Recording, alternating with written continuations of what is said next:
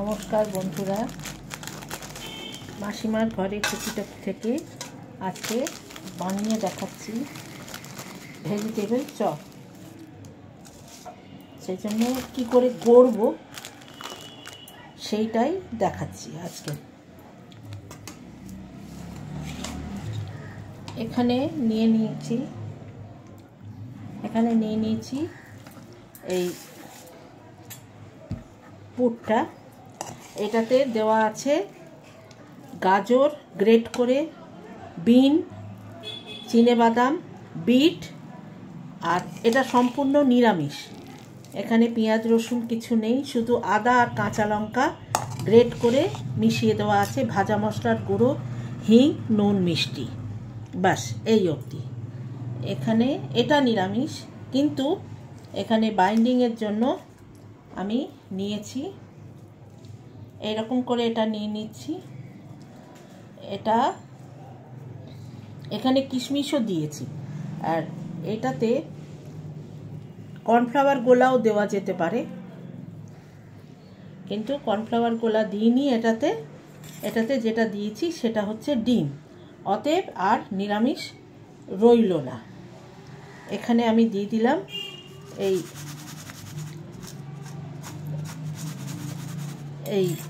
বিস্কুটের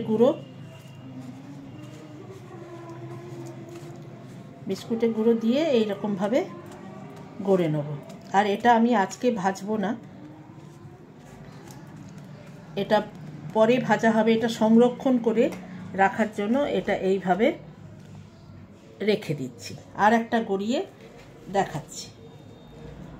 এগুলো ঘরে গড়ে রেখে দিলে ভালোই হয়, ঘরে অতিথি আপ্যায়ন করতে সুবিধে হয়, বা নিজেদেরও শীতের সময় তো এখন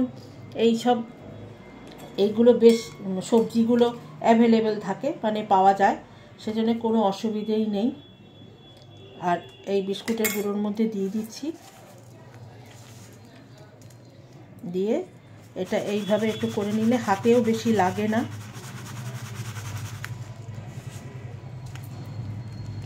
এটা একটু চাপ দিয়ে এরকমভাবে করে নিলে এইভাবে সংরক্ষণ করে রাখা যাবে। এইভাবে গড়ে নিয়ে দেখিয়ে দিচ্ছি সবগুলো।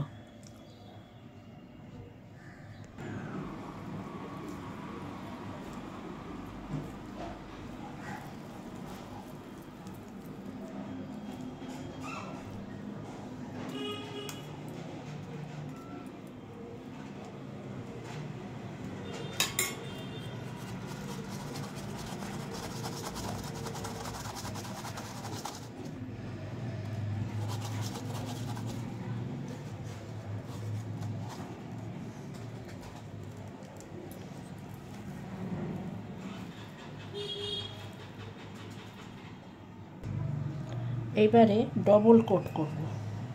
ওটা এক কোট হয়ে গেছে, এইবারে ডবল কোট করে রাখব। সেটা হচ্ছে এইভাবে এই বিস্কুটের গুঁড়ো আবার একটু নিয়ে নিলাম। বেশি করে নেওয়ার দরকার নেই, কারণ কতটা লাগবে না লাগবে অল্প অল্প করে নিলেই যথেষ্ট। এই হয়ে গেল ডবল কোট।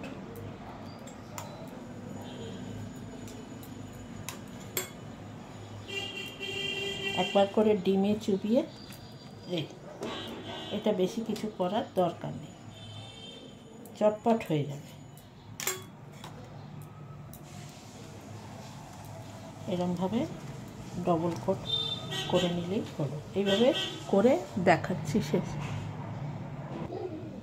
এইগুলো এবার তৈরি হয়ে গেল। এই যে এটা এইভাবে সব তৈরি করে নিয়েছি। এবার এগুলো সংরক্ষণ করে দেবো, রেখে দেবো ফ্রিজে।